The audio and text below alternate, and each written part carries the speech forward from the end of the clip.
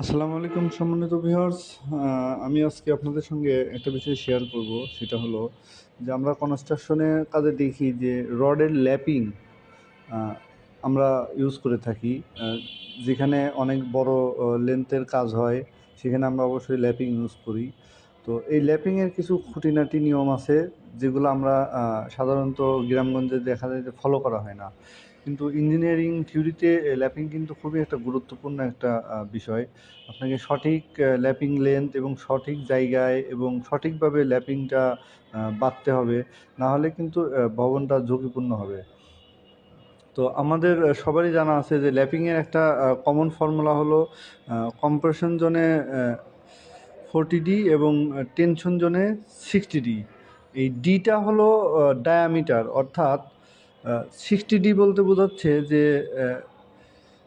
একটা রডের ডায়ার 60 গুণ ল্যাপিং দিতে হবে।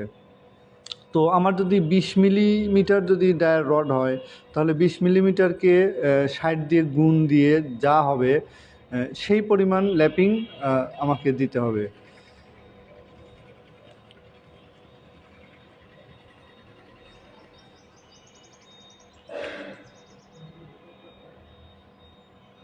তো এটা কিন্তু খুবই একটা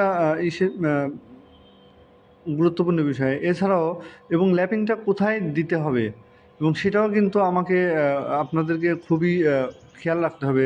সাধারণত আমরা দেখি যে যেখানে মোমেন্ট ক্রিয়েট হয় সেখানে কিন্তু আমরা ল্যাপিংকে সবসময় পরিহার করি।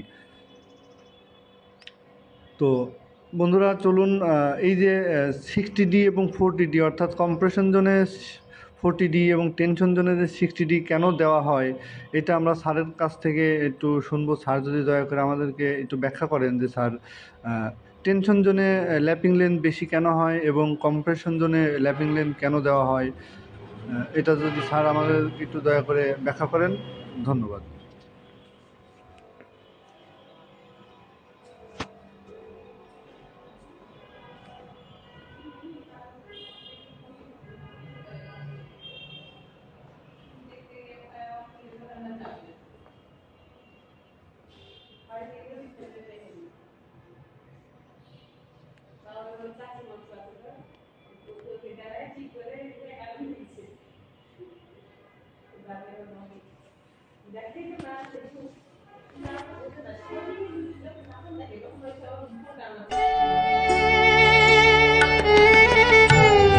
ধন্যবাদ হাসান।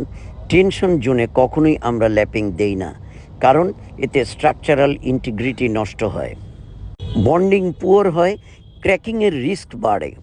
এছাড়াও এফিশিয়েন্ট ওয়েতে লোড ট্রান্সফার হয় না।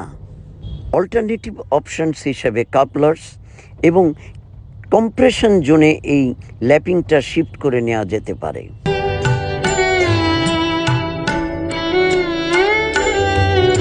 তোমাদের আর কোনো প্রশ্ন থাকলে জানিও।